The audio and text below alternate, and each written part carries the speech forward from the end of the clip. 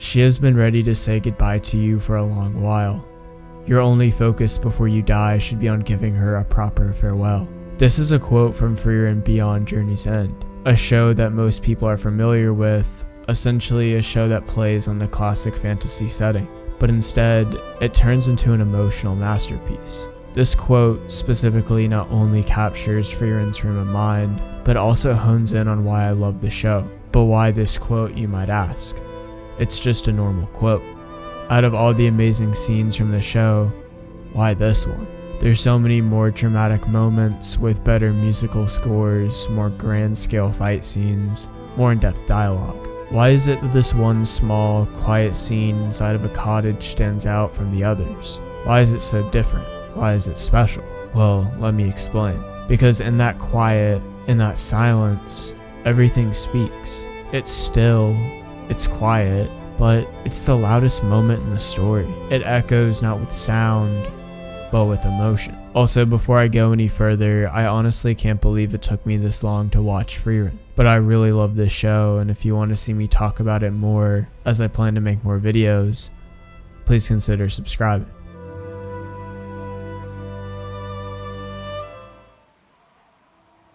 Frieren is a mostly quiet show, slowly paced and melancholy. It does not rely on big action scenes to draw in its audience. Instead, it is about witnessing the growth of a character who never quite finished her previous journey.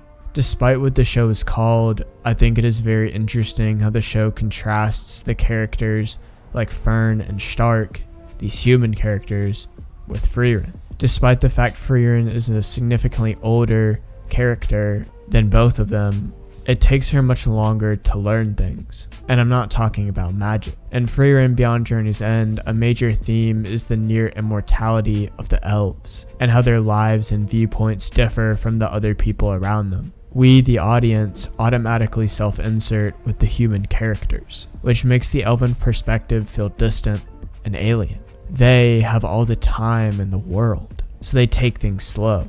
And so naturally, it seems that the elves mature slower than humans, making Frieren, this extremely old, powerful mage, kind of immature and silly at times. I found this very interesting, as in most fantasy stories, elves are usually wise, ethereal beings. They're larger than life, which made watching Frieren getting fooled by mimics and having to get saved by Fern, or even just something normal like not getting out of bed in the morning, all the more entertaining. Additionally, as a huge Lord of the Rings fan, I really enjoyed the way they drew inspiration from that world.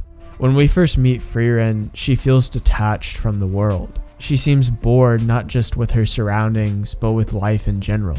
And throughout her journey with Himmel and the party of heroes, she continues the same demeanor. The show specifically skips over all of the big fight scenes from the journey, and instead it does something very interesting. It only focuses on the little things, because those are the things that Frieren found important, the things that stuck out. The little moments of her growth from her perspective throughout the journey are the things that she focuses on, and the show focuses on in turn. And yet, throughout this journey, she seems unfazed, unchanged. When the journey's over and the party has become the party of heroes, Frieren still seems unaffected. She tells them to meet up again in 50 years as if the last 10 were nothing. And for a while, I believed her. I believed that the mask that she had was real, that this was actually her feelings, that she was cold and unaffected, but it's Himmel's funeral that shattered that image of her. When the dirt was being thrown on the casket, the scene is not overlaid with dramatic music. There's no loud crying or any sort of noise at all, except for this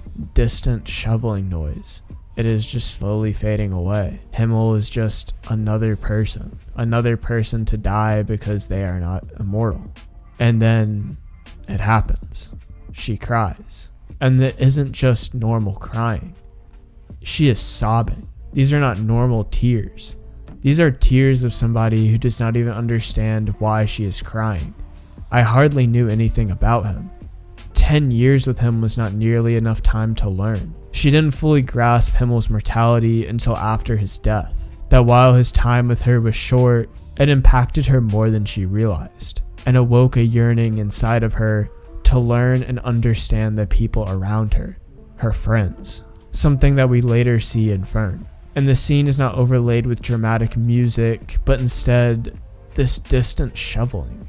This is the beauty of the show, the quiet beauty. Getting back to the quote from earlier, when Frieren talks to Heiter before he passes, she says something very interesting that I think a lot of people skipped over. She says, "She has been ready to say goodbye to you for a long while.